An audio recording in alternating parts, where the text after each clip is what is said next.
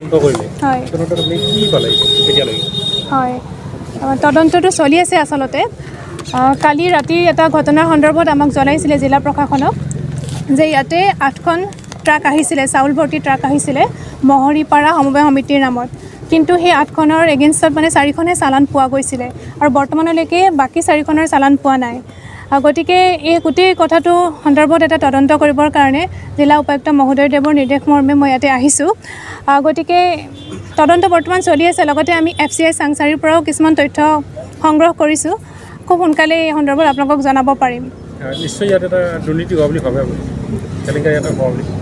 নিশ্চয় আমি গোটেই কথাখিনি অলপ ভালদৰে চালি জাৰি চাব লাগিব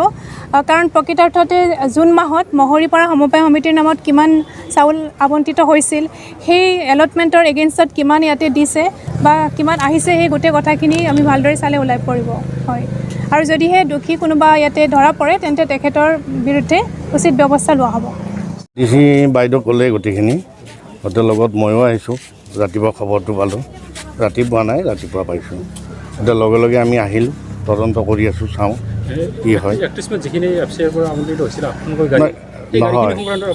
গাড়ীকেইখন আমাৰ নহয় আচলতে FCI দিয়ে গাড়ীকেইখন আমি এলটমেণ্টটো কৰি দিওঁ সেইমতে যেতিয়া সামগ্ৰীখিনি আহি পাব গোদানত 24 ঘণ্টাৰ ভিতৰত আমাক এৰাইভেল দিব লাগে নহয় ৰাতি অহা বুলি কৈছে তাৰমানে নেক্সট দিনাখন আমাক এৰাইভেল দিব লাগে 24 ঘণ্টাৰ ভিতৰত কিন্তু আমি পোৱা নাই এতিয়ালৈ সেইকাৰণে আমি আহিলোঁ 4খন নাপালে ওলাব এই 4খন ওলাব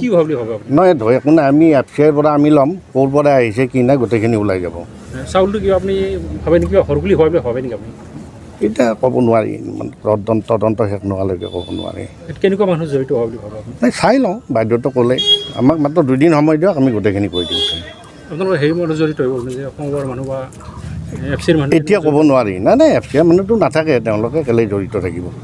তেওঁলোক নাথাকে নিশ্চয় সমবাৰ মানুহ জড়িত হ'ব সমবায় বুলি নহয় চাই লওঁ আৰু এইটো এতিয়া ক'ব নোৱাৰিম 2 দিন সময় দিয়ক 2 দিন পাছত পাই যাব কালিয়ে আমি গোটেইখিনি পাম 80% আমি তদন্ত কৰিব পাৰিম কালি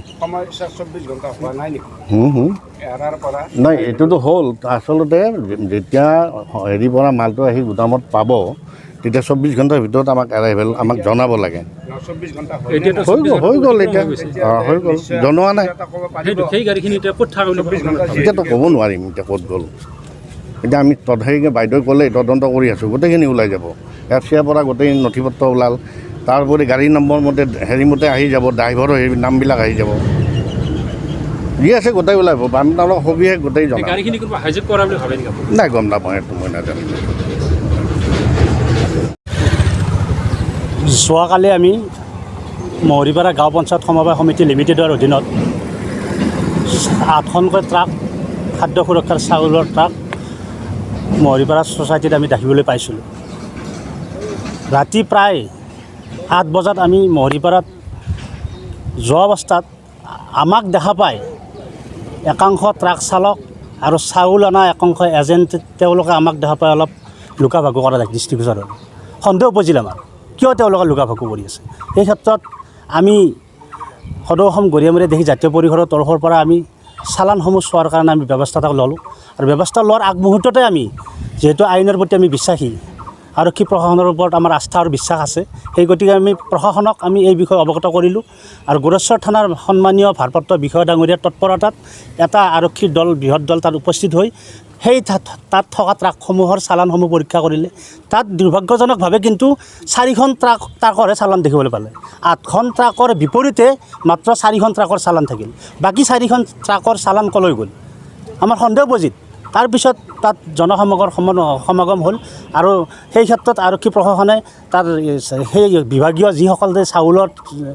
তাত আনে যিসকলে চাউলৰ ঠিকা লৈছে আৰু আপোনালোকে গম পাইছে আপোনালোকৰ জৰিয়তে ক'ব বিচাৰিছোঁ যে যি সময়ত অসমৰ খাদ্য সুৰক্ষাৰ নামত যি অসম চৰকাৰে যি সমবায় সমিতিসমূহক যি কমিশ্যন অনাদায় হৈছিল এই অনাদায়ৰ ফলত সমবায়বিলাক দেউলীয়া অৱস্থা হৈছিল তাৰ বাবে ৰাজহুৱা মিটিং কৰি সামাজিকভাৱে এটা অনুষ্ঠান কৰি আমি সকলো দল সংগঠনে লগ হৈ সেই চাউলসমূহ ৰাইজক দিয়াৰ বাবে এটা সুব্যৱস্থা পৰিকল্পনা কৰিছিলোঁ কিন্তু শেহতীয়াভাৱে দেখা পাইছিলোঁ যে এই চাউলৰ নামত যি বৃহৎ কেলেংকাৰী খুবেই আমি উদ্বেগজনক কাৰণ আপোনালোকে দেখা পাইছে যে যোৱা 22 চনৰ মে' মাহৰ খাদ্য সুৰক্ষাৰ চাউল প্ৰায় 1100-1200 কুইণ্টেল চাউল অৰ্ডাৰ হৈছে ক'ত গ'ল সেই চাউলটো সেই 1200 কুইণ্টেল চাউলটো যোৱা মে' মাহৰ চাউলটো কলৈ গ'ল? সেইকাৰণে আমি ছাপ্লাই ডিপাৰ্টমেণ্টৰ ডাঙৰীয়া মন্ত্ৰী মাননীয় ৰঞ্জিত দাস ডাঙৰীয়া লগতে অসম চৰকাৰৰ মাননীয় মুখ্যমন্ত্ৰী প্ৰমোদ বড়ো ডাঙৰীয়াকো অনুৰোধ জনাইছোঁ। অসম চৰকাৰৰ মাননীয় মুখ্যমন্ত্ৰী হিমন্ত বিশ্ব শৰ্মা ডাঙৰীয়া আৰু BTCৰ মুখ্য কাৰ্যবাহী প্ৰমোদ বড়ো ডাঙৰীয়ালৈও আমি আহ্বান জনাইছোঁ যে সদৌ অসম গৰিয়ামৰীয়া দেখি জাতীয় পৰিষদে যোৱাকালি আমি যি চাউলৰ যি ভেকভাওনা দেখা পালোঁ যে চালানৰ বিপৰীত ট্ৰাক নাই, ট্ৰাকৰ বিপৰীত চালান নাই। এই ক্ষেত্ৰত দুৰ্ভাগ্যজনক আমি আক্ষেপ প্ৰকাশ কৰি অনতিপলমে এই ক্ষেত্ৰত এটা বিহিত ব্যৱস্থা লোৱাৰ কাৰণে আহ্বান জনাইছোঁ। যদি এই বৃহৎ দুষ্ট চক্ৰটোক চিনাক্ত নকৰে তেতিয়াহ'লে আমি গৰেশ্বৰৰ দল সংগঠনে ৰাইজৰ সগত লগ হৈ আমি তীব্ৰ গণতান্ত্ৰিক আন্দোলন কৰিবলৈ বাধ্য হ'ম। যোৱাকালি